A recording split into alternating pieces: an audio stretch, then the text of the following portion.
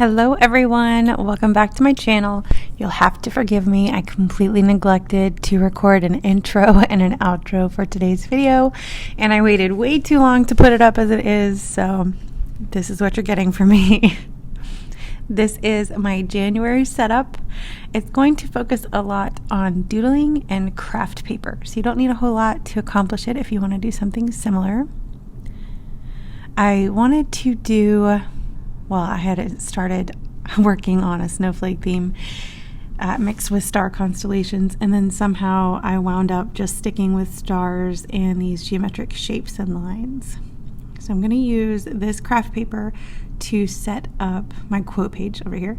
Love that Scotch tape roller, by the way. It has saved me on numerous occasions. It also allows the paper to lay flat, and it's obviously dried instantly. So what I'm doing here, I had tried, I thought I could do this, but apparently I can't. I have a LaserJet printer, and I printed on vellum paper this quote from Vincent van Gogh. It worked, it printed the paper, but then the paper itself got stuck right at the end. It was so close to being done. But anyway, I liked the script that I printed this out in, and I wanted it to be the same, so I am taking my Posca 0.7 black paint marker and just tracing over the lettering. In the future, I'll just print it on regular paper and then trace it like that too, if I need to. Usually I'm okay with my own handwriting, but I really wanted something pretty for this, and it almost worked. I do have this fancy little paper slicer. I got it on Amazon. It helped me when I was making covers for my old planner. You obviously don't need this. You don't have to have this. You can do scissors. You can tear it if you like that look better. I have it, so I want to use the thing. And the quote says, in case you can't read it, I don't know anything with certainty, but seeing the stars makes me dream. Vincent van Gogh. Oh, and that little hand gesture there was because I completely knocked the camera off of my tripod when I brought the vellum paper up, so I had to cut out a part. Now I want January to be inside of a circle, and I don't know of any other efficient way to cut a circle than to find a circular object and use an X-Acto knife. I could have just gone in with scissors, but I know it would have bothered me to the end of my days, the amount of mistakes that would have been in that circle. So that's what I did instead. I also had another paper between my dot grid journal and the craft paper because I didn't want to slice into my actual journal page.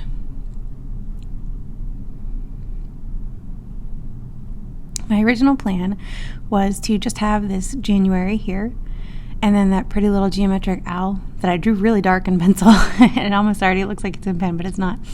And then I had some other geometric animals sketched throughout this setup, but I wound up just not liking it. I did color it in with a marker there, but I cut that out because I decided to scrap that idea. And instead, I'm putting a band and then a circle, and I'll do some star doodles. You'll see that in a minute.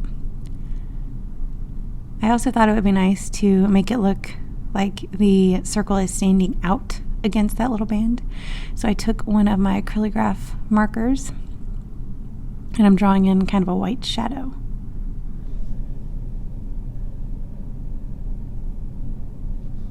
I did multiple layers because it wasn't as opaque as I was wanting. I think maybe the paper was absorbing the paint because of the kind of paper the craft paper is. I'm not really sure. I also wanted the line to be thicker.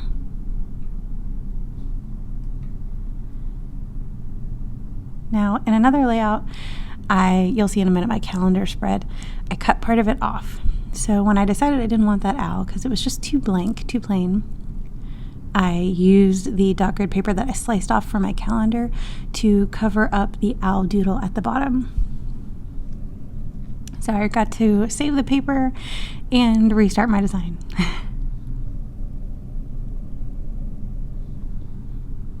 I am using a combination of blue and gray tones.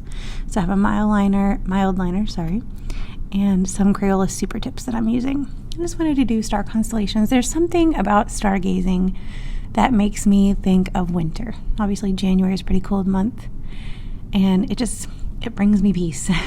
I don't know if it's because you can see the stars more in the winter, at least where I live, because the leaves are off the trees.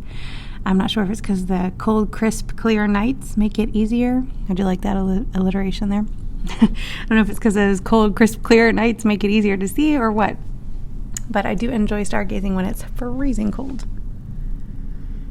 So that's obviously the Big Dipper. And then Saturn and some shooting stars and that little triangle. I don't think it's actually a star constellation, but it was pretty.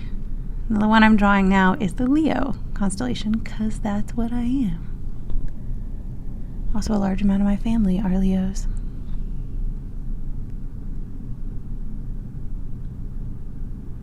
I had a lot of fun doodling these.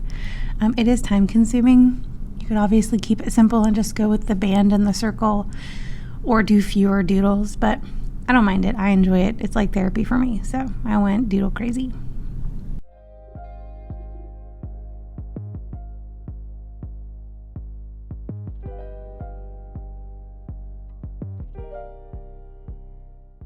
This meteor is also a super fun one to draw. But I wasn't able to get it exactly like the Pinterest picture that I found. That's okay. It was pretty, and it added some interest. Okay, here's the calendar spread. So you see that part of the page is still there. The magic of editing. I'm doing a big calendar. You can tell we leave those out. I know a lot of people do, or they do a smaller one-page version. I may do that next month just because this took a while to draw this calendar, but for me personally, I like seeing my month laid out. I can put things on my calendar in advance so that I can refer back to them when I'm setting up my weeklies. And if I don't end up filling it in with appointments or anything like that, I can always go back and put in memories. There seems to be a lot of history that you could track in these calendars these days.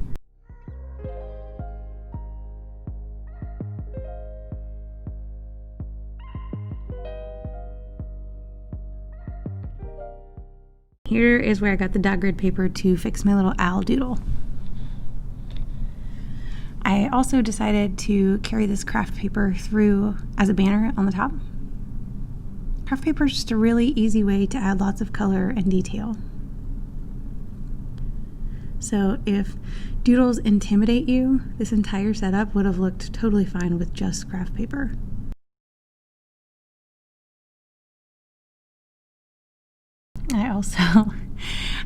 My blister was still healing a little bit at this point, so instead of the giant band-aid to distract you, I used some matching washi tape. That's when you know your addiction to craft supplies might be a little much. I'm rounding the corner here so that it matches. I didn't like that I could see the corner against the rounded edge of the paper. Again, that is just me being particular. It is not something that you would have to do if you're the only one seeing your journal, you know? I'm using Posca paint marker again. I really like this one. It was super cheap at Joann's, I believe is where I ordered it. I wish Posca had more colors because I do like those. I needed a way to echo the geometric shapes and these colors in my calendar because I don't like too much white happening. That's just my personal preference. I like color, even if they're muted tones. I like to see a lot of color. So I made triangles in the corners. So it's geometric and it's in that gray-blue color that I love.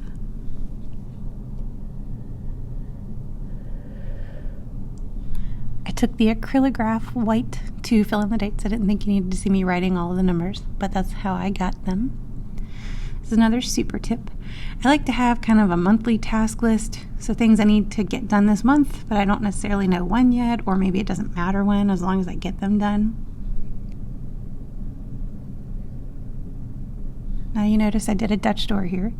So after I'm done making this list, I am going to fill it in with some more star doodles and then set up some trackers behind the Dutch door so I can kind of have a monthly dashboard right here. I didn't get that comment right either. I do love it though. You'll see me flipping back and forth a few times here. That's just so that I can carry the same doodles throughout all of the spreads to make it more cohesive. It's not a super big deal if you don't. I prefer it that way.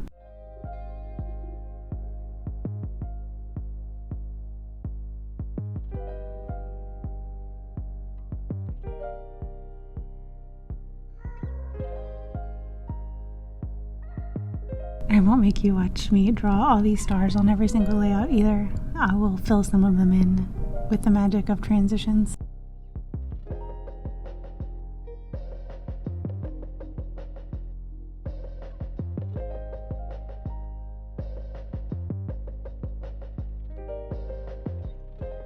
All right, here we are on the inside.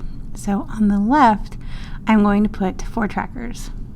One for stand, move, and exercise goals. So I have an Apple Watch, obviously, you see it here.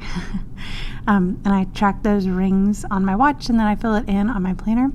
My last one is going to be for YouTube posts. I'm going to try my best to post once a week, ideally more than once a week this month on YouTube.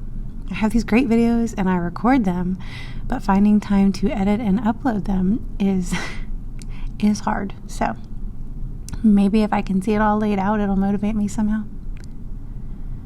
I also made those headers out of little scribbles. I don't know why, but I thought that fit with kind of the starry sky theme. Now I'm going to add headers again with my white Acrylograph. It ends up looking blue. I tested it on paper just to make sure I didn't get any blue ink in there. It turned white on the white paper, but it's still a little bit blue on that dark blue. I even went over it again after I was done filming to see if maybe it just needed to dry before I added another layer. Did the same thing. So, I mean, I don't mind the way it looks. I just don't understand why I did that. All right, this is my favorite spread of all time, but especially this month. I found this little bear tracker on Pinterest, and I knew I wanted to do something geometric, and like I said, I had a lot more geometric animal doodles, but I wound up scrapping them. Except for this guy, I could not get rid of him. He was too cute, and he's also functional. So if you don't know, Yoga with Adrienne does a 30-day yoga challenge every January, and I started with the one that she did last year. Loved it. I was so hectic, so crazy busy because I was teaching and then I was coaching, and there were lots of nights I didn't get home until almost 9, and that's really close to a teacher's bedtime. But I still found time to do the videos. Not only did I do that, but I looked forward to them. So I knew it was something I had to do again this January. And this time I made a tracker for it. So the polar bear is going to have a color key for how I felt about that day's practice. Did I love it? Is it okay? Is it kind of meh? Like, is it one that I'm going to want to do again after the 30 days are over? And then over on the right, I am going to put the schedule and then a place for me to reflect. I also, sadly, I counted this in pencil when I drew it, and I had 31 boxes, all right? And then somehow, when I started to fill them out, in pen, of course, I realized that I had 32. Then I also realized that there are only 30 days in the 30-day yoga challenge. I don't know what to tell you guys. I'm still 2020 tired, I guess. I don't know.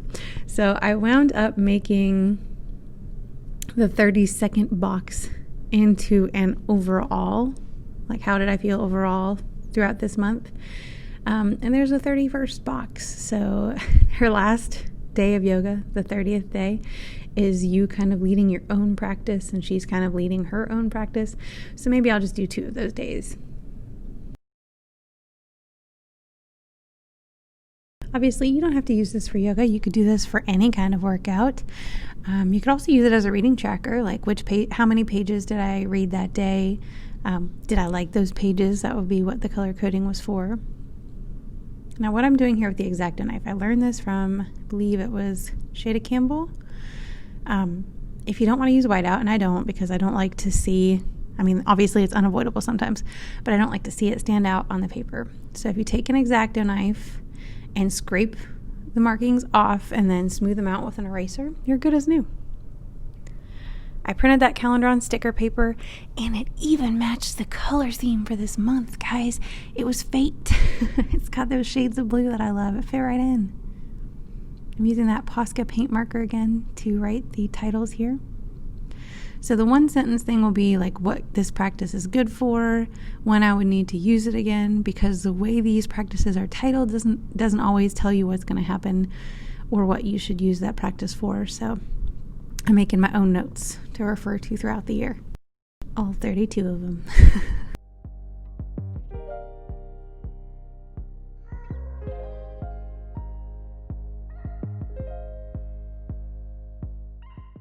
All right, there's the star doodles.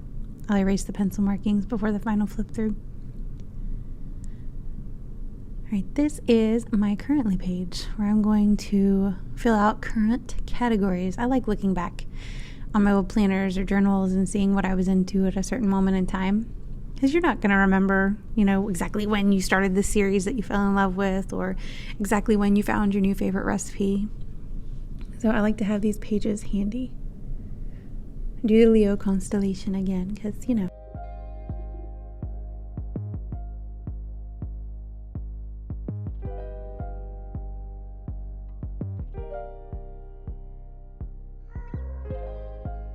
Do I have any Leos watching this? Out of curiosity. I'm always interested to see what signs like to watch planning videos. Did the scribble header again. They're just so simple, but I think it's really pretty. Probably because I love these colors so much. Is it boring to say that gray is your favorite color?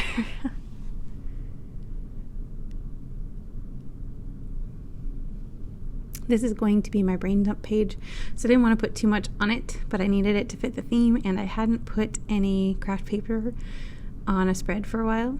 I need to keep it throughout, so I just made it look like ice shards in the corner over there. This is my first weekly spread. Last spread of this setup, by the way.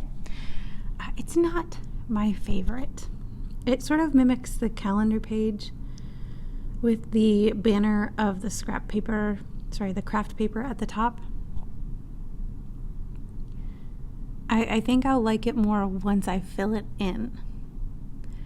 So I'm keeping it very simple because this setup took a minute.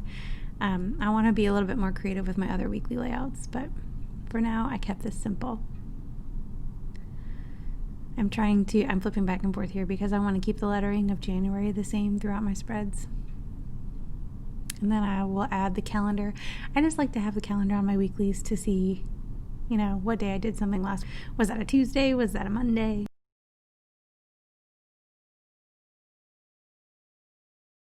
I think part of what I don't like is how I put the numbers as so stinking big.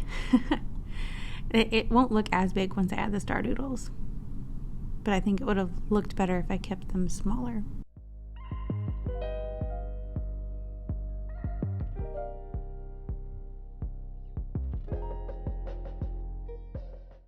I edited through the filling in of the boxes because, how many times do you need to see me draw a line? This at the bottom is going to be my reflection. I did that for a long time this year. I had weekly reflections in my planner. I had a space to write every day, and then I wound up getting like an actual journal, so I stopped putting it in my planner. But looking back at the previous year, I enjoyed doing that. So there's a spot for each day of the week down at the bottom for me to just jot down what happens. Alright guys, that is it for my January setup. Please let me know what you thought down below. If you enjoyed this, don't forget to give it a thumbs up and subscribe to my channel. We can critique my first ever bullet journal as we go. The final flip through.